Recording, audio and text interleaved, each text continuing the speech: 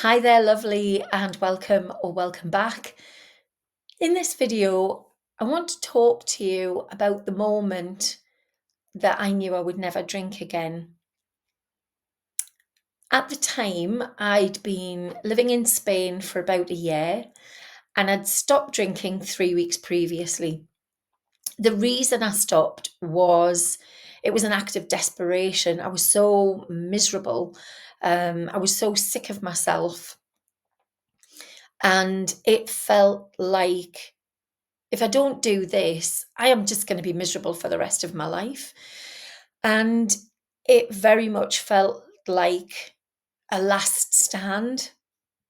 And because of that, I didn't think about sober tactics. I didn't think about how to stay sober. I was so sick of it that I just decided to stop thinking about it because I'd had enough.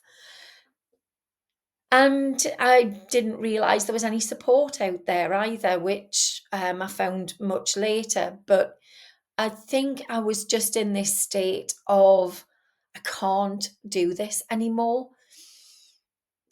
So 3 weeks in, I'd done the detox and I was just doing ordinary things. And on this particular day, I was walking to work. I was working as an English teacher.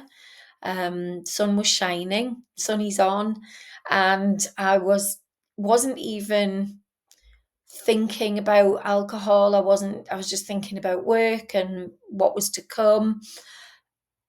And I was crossing this road bridge and I got halfway across and absolutely out of nowhere, I just got this rush of pure unadulterated joy. My grin went from ear to ear spontaneously, and tears of joy just sprang to my eyes. And it overtook me so forcefully that I had to stop in the middle of the road, like in the middle of the path.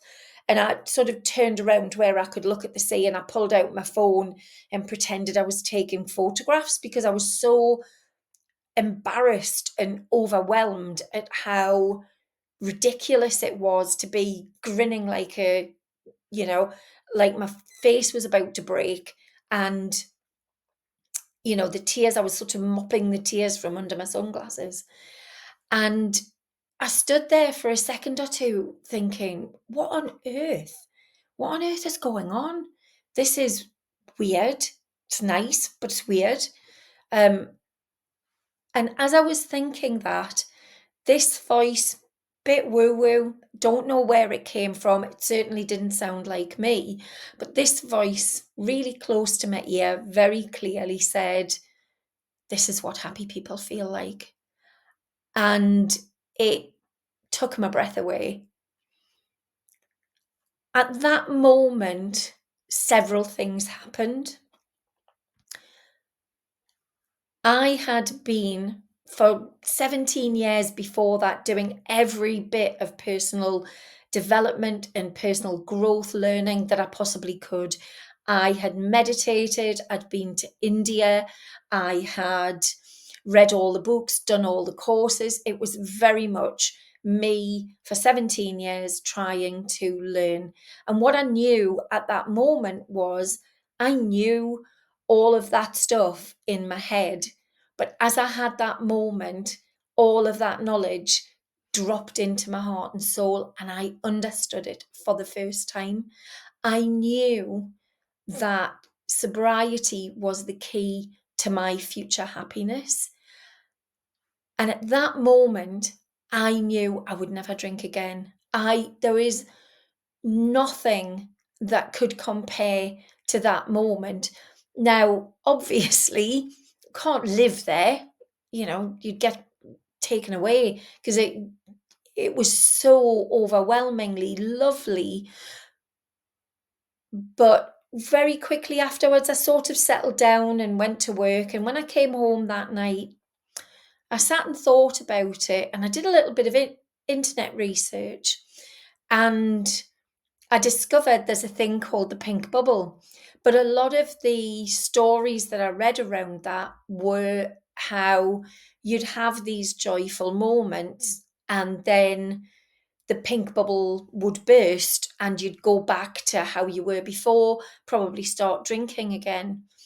And I think because all of that personal development had finally settled within me and I understood it, I knew that I was going to be happy for the rest of my life. And there is no way that I would put alcohol in the way of that again. And one of the things I learned about all of the personal development stuff that I'd done was that all of these books, all of these courses kind of operate from the perspective that you don't have a drinking problem. You know, that this is how you change your habits and this is how you think like a happier person. But if you've got alcohol in your system and it's making you anxious and it's making you depressed and it's making you feel down and it's running your days, then taking this advice on board, certainly for me, had only ever been an intellectual exercise. It certainly hadn't been a heart and soul exercise. So to have that feeling of certainty just felt like the best feeling ever. And I knew at that moment I was finally free. Were my days perfect after that every day? Of course not. There were lots of difficult days.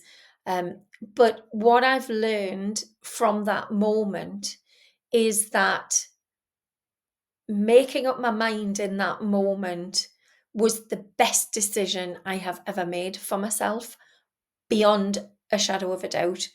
There is no way that I would ever contemplate drinking again. Not because I want to find that weird moment again, but because living this way is contentment, it's happiness, and it's resilience and changing my life and making my life better every day. At the point of recording this, I've been sober for nearly 9 years, but I never count because I'm not interested in that. I am only interested in living the best life I can, which is one of the reasons why I don't advocate counting the days or other like getting alcohol willpower out of your life, because the most important thing for you to do is to think about you. And that's exactly what I did. From that moment, I started doing things for me. I made myself happier. I did things that I loved. I started helping other women. I wrote. I did all sorts of things that I would never have done as a drinking woman in that grey area zone. I set myself free and I knew that at that moment. So if I was to give you the tiniest bit of advice, is go back over those times when you've stopped drinking and think about those pink bubble moments that you've had that you thought were just moments. I believe, and I know from working with the women that I work with, that those moments are your real self. That's what I discovered that day. That's the real me, happy me, um, contented me, easygoing, kind of life is okay me. And you can have that as well. Yes, there's a little bit of work, but it's worth it to come back to yourself, to be your authentic self, and to know that every day that you're doing the best thing that you can for yourself. Thank you for listening. I'll see you soon.